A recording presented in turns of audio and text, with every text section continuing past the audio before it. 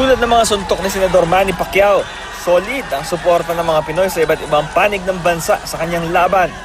Sa Caloocan, bata man o matanda, napapahiyaw sa kada bira ng mga boksingero at nang i-anunsyong wagi ang ating pambato. Galing ni Pacquiao! Ang masasabi ko kay Pacquiao, marami ka pang tatalunin! Bumuhos din ang suporta sa iba't ibang probinsya. Daan-daan ng libreng nanood sa Baler Aurora. Tahimik sabay biglang sigawan ng mga taga-Balanga Bataan. Kahit umuulan sa Tagbilaran, Bohol, di naawat sa pagtutok ang mga residente. Proud din sa pagkapanalo ni Pacman ng ilang dayuhan sa Dumaguete, Negros Oriental. He's the #1 in the world. He put America sleep tonight. Sa Tagum City, Davao del Norte, bago pa man magsimula ang bakbakang Pacquiao-Broner, may hinimatay na matapos mahulog sa silya. Inoobserbahan siya sa ospital matapos sumuka ng dugo.